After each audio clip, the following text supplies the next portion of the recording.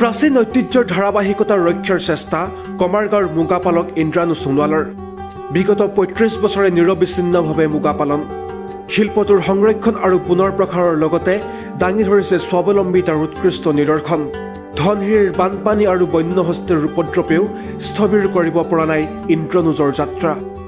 উত্তৰ পূৰ্বাঞ্চলৰ সূতা আৰু বস্ত্ৰশিল্পৰ ইতিহাসত এক সুকীয়া স্থান থকা মুগা শিল্পৰে স্বাৱলম্বিতাৰ নিদৰ্শন দাঙি ধৰিছে খুমটাই উপজিলাৰ কমাৰগাঁৱৰ সোণাৰী চাপৰিৰ এজন কৃষক তথা মুগা পালকে।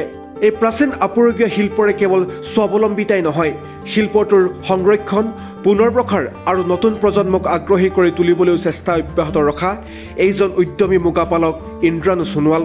কমাৰগাঁৱৰ সোণোৱাল গাঁৱৰ ইন্দ্ৰাণু সোণোৱালে বিগত ৩৫ বছৰে নিৰবিচ্ছিন্নভাৱে মুগা পালন কৰি এজন স্বাৱলম্বী কৃষকৰ পৰিচয় দিবলৈ সক্ষম হোৱাৰ উপৰিও এটি প্ৰাচীন ঐতিহ্যৰ ধাৰাবাহিকতা ৰক্ষা কৰাত আগবঢ়াইছে বিশেষ বৰঙণি। বহু সমস্যা আৰু প্ৰত্যাহ্বান নেওচি বছৰৰ প্ৰতিটো মাহেই মুগা পালনত ব্যস্ত থকা ইন্দ্ৰাণু সোণোৱালে মুগা পালন কৰি বছৰি উপাৰ্জন কৰে ২ৰ পৰা ৩ লাখ টকা।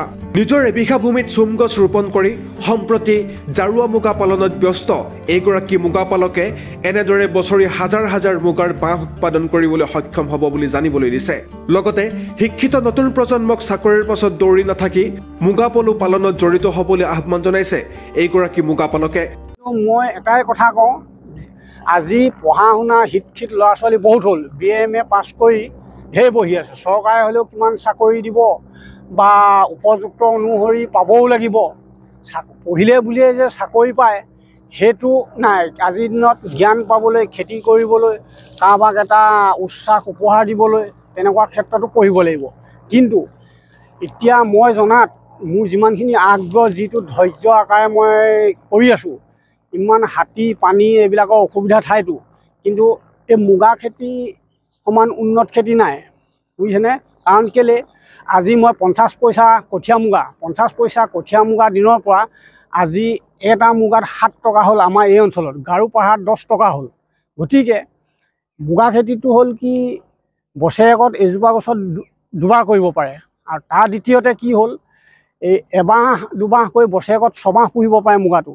গতিকে এবাহ দুবাহ কৰি যদি 5 বাহ মুগাও যদি ডুবি যাওঁ, একেবাহে লাভে মূলে চব উঠাব। মুগা খেতিটো এনেকুৱাই উন্নত, বুজিছেনে? কিন্তু আজিকালি ল'ৰা ছোৱালীবোৰ মানে আমাৰ নৱপ্ৰজন্মৰ শিক্ষা হেৰি হৈ কি হ'ল, মানে চাকৰি হয়, পালে চাকৰি কৰিব লাগে, কিন্তু বয়স অনুযায়ী যদি নহয় তেতিয়া কিবা এটাতো লাভ দিবই লাগিব। এই ক্ষেত্ৰতো কি হ'ল, মুগা খেতিটো মোৰ মানে পঢ়া আধাখনীয়াতে মোৰ দেউতা ঢুকাই গ'ল। তাৰপাছত বৰদেউতা এজনে চুমনি বাৰী পাতিছিলে। বৰদেউতাক চুমনি বাৰী পতা দেখি আমাৰ ককা দেউতাৰ দিনতো মুগা পুহিছিলে।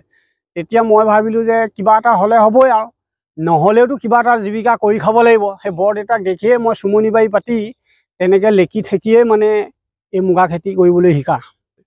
এতিয়া মই গম পোৱা মতে শিৱসাগৰ, ডিব্ৰুগড়, লখিমপুৰ, ধেমাজি মানুহে আমাৰ গোলাঘাট ডিষ্ট্ৰিক্টত মুগা পুহিছেহি। আমাৰ ডিষ্ট্ৰিক্টত 7খন নে 8খন চৰকাৰী ফাৰ্ম আছে। আৰু চৰকাৰী ফাৰ্মত কি হ'ল, 1000 মুগা যদি পকে চৰকাৰক 100 টকা টেক্স দিব লাগে। টেক্স মানে মুগা দিলেও হয়। গতিকে 1 লাখ মুগা পকিলে 10,000 মুগা দিয়াটো কোনো ডাঙৰ কথা নহয়। এতিয়া কোনো লোকে নজনা লোকে নাই, কিন্তু জনা লোকেও এইবিলাক ক্ষেত্ৰত মানে ধৈৰ্য আৰু ৰাপ নাই, বুজিছেনে? সেইটো কাৰণতে এতিয়া বিশেষকৈ আমাৰ এই থলুৱা সম্পদবিলাক লুপ্ত পাই গৈছে। আৰু মই অকল মুগা খেতিয়ে নহয়, এতিয়া মোৰ এৰী পলুও আছে, পাট পলুও আছে। গোটেইবিলাক এতিয়া এইখন এৰাবাৰী দেখিছেই, এয়া মই পহিলাতে 6 বিঘা সিঁচিছিলোঁ, 6 বিঘাৰ পৰা এতিয়া 10 বিঘা হ'ল এৰাপাত। মই নিজে যি লাভৱান্বিত হৈছোঁৱে, মোৰ নোহোৱা অৱস্থাত বাকী গাঁৱলীয়া ৰাইজে যি যেনেকৈ আহে তেওঁলোককো মই পাত দি দিওঁ। গতিকে অকল নিজৰ স্বাৰ্থ পূৰণ নহয়, কোনোবা এজন বোলে কিবা এটা আৰ্হি নমুনা শিকোঁ বুলি কয় বা লগ খাওঁ বুলি, তেনেকৈও মই উৎসাহ দিওঁ। ইফালে বতাহ বৰষুণৰ লগতে আন প্ৰাকৃতিক দুৰ্যোগৰ উপৰিও উপৰ্যুপৰি বন্যহস্তীৰ উপদ্ৰৱৰ ফলত প্ৰায় লোকচানৰ সন্মুখীন হ'বলগীয়া হয় যদিও চৰকাৰ তথা নুমলীগড় খণ্ড বন বিষয়াৰ কাৰ্যালয়ৰ পৰা বিশেষ সহযোগ লাভ নকৰাৰ অভিযোগ এইগৰাকী মুগা পালক ইন্দ্ৰাণু সোণোৱালৰ। মোৰ নাম ইন্দ্ৰাণু সোণোৱাল, এই গোলাঘাট জিলা কমাৰগাঁও সোণাৰী চাপৰি। আৰু মুগাটো আনিছিলোঁ ধেমাজিৰ পৰা। এইটো গাৰো মুগাই হয়, কিন্তু এতিয়া 200 সঁচ আনিছিলোঁ, 50টা খৰিকা হ'ল, চকৰা গ'ল। তাৰ এতিয়া 4000মান খৰিকা মুগা আছে। আৰু মই 89ৰ পৰা পুহি আছোঁ। চৰকাৰী এতিয়া সুবিধা পোৱা নাই। সিদিনা ইনস্পেক্টৰ বাইদেউ আহিছিলে, নেট 2খন দি থৈ গ'ল আৰু চালনী 2খন।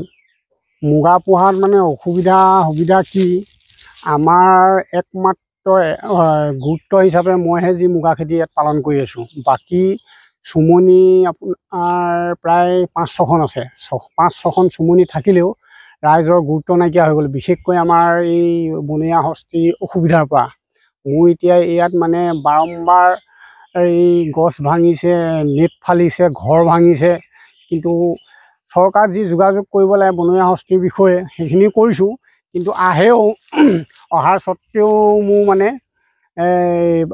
অফিচত DFO অফিচত মানে আমাৰ DFO নহয়, নুমলীগড় অফিচত যোগাযোগ খবৰ মাতে, যাওঁ, চহী লয়, তাৰপৰা ডিষ্ট্ৰিক্টলৈ যায়, পইচা পাতি একোৱেই নাপালোঁ। দুবাৰো তেনেকৈ মই অহা গম পাইছোঁ। সেইটো কাৰণতে আজিকালি মই এইবিলাক যিমান অনিষ্ট কৰিলেও একো যোগাযোগ নকৰোঁ আৰু বিশেষকৈ হাতীৰ অসুবিধাৰ কাৰণেই পুহিবলৈ ৰাইজে অকণমান এৰি দিছে। তাৰমানে হাতী এইটো আমাৰ পূৰা সম্পূৰ্ণ এলিফেণ্ট কৰিডৰ নিচিনাই হৈ পৰিছে আমাৰ এইখিনি অঞ্চলৰ ৰাইজৰ। মই সকলোবিলাক খেতিতে জড়িত আছোঁ। ধান, শাক পাচলি, কচু, সৰিয়হ, আলু, কবি ইত্যাদি কৰি কোনোটো খেতিয়ে নাই তাৰমানে ব্যৱসায় ভিত্তিক কৰিব নোৱাৰিলেও আৰু থুলমূলকৈ হ'লেও আৰু ব্যৱসায় ভিত্তিকো কৰোঁ। অকলশৰীয়া যদিও যিমান পাৰোঁ নিজে কৰোঁ, মানুহো লগাওঁ, এনেধৰণে কৰি আছোঁ। মানে প্ৰায় 70 জোপামান গছ আছে। আগত প্ৰায় 6 বিঘা চুমনি আছিলে, নদীয়ে লৈ গ'ল। নদীয়ে লৈ যোৱাৰ পাছত আকৌ মই পাতিবলৈ পুলি নোপোৱা হ'লোঁ। গতিকে তোৰ পৰা পুলি আনি পিনে মই প্ৰায় 70-80 জোপা পুলি ৰুলোঁ। 70-80 জোপা বেছি 150 মানহে ৰুইছিলোঁ, কিন্তু ৰাতি মহ কিছুমান মেলা থাকে, সেই মহবিলাকে ভাঙি দিলে পোৱালি অৱস্থাতে। সেই তেনেধৰণৰ হেৰি হয়। এতিয়া এই 70 জোপামান গছ উঠিলে আৰু মই মুগা প্ৰায় আগৰ চোৱাত মানে 89ৰ পাছৰ চোৱাত পহিলাতে ইমান নেজানিছিলোঁ, তেতিয়া কাটনি মুগা পুহিছিলোঁ। কিন্তু তাৰ পাছৰ পৰা মই প্ৰায় কঠীয়া মুগাই পুহোঁ। কঠীয়া মুগা মোৰ মানে শিৱসাগৰ, ঢকুৱাখানা, ধেমাজি, লখিমপুৰ যে এইখিনি প্ৰায় মানুহে তাৰমানে মোক চিনি পায়। আৰু এবাৰ চৰকাৰৰ তৰফৰ পৰা অল আছাম ভিত্তিত গেনিয়ৰ ট্ৰেইনিং দিয়াইছিলে। সেই ট্ৰেইনিঙত আমি গোলাঘাট ডিষ্ট্ৰিক্টত 3জন হৈছিলোঁ, বাকীখিনি নগ'ল। কিন্তু এতিয়া প্ৰায় মানুহে মোক চিনি পায় আৰু মোৰ কথা ক'লে মানে যে গম পায়ে আৰু এই অঞ্চলত মুগা আছে বুলি ক'লে যোগাযোগ হৈ যায় চিধা চিধি। আৰু প্ৰায় কঠীয়া মুগাই পুহোঁ মই। এতিয়া বৰ্তমান এইটো কমকৈ লোৱা অৰ্থটো কি, এই সময়ত শিল বৰষুণ হয়, শিল বৰষুণ পালে মুগাটো নহয়। আৰু ইভাগে ঠাণ্ডা ছিজন, এতিয়া 2 মাহ লাগে। আৰু ছিজনত মানে কঠীয়াটো কি হয়, গৰমটো বেছি কাৰণে পলুটো মানে কণী নজগা হৈ যায়। সেইকাৰণে মই সেই ছিজনৰ কাৰণলৈ এই কঠীয়া ৰাখিবৰ কাৰণে এতিয়া কম পৰিমাণে মই মানে কঠীয়াটো ৰাখি গৈছোঁ।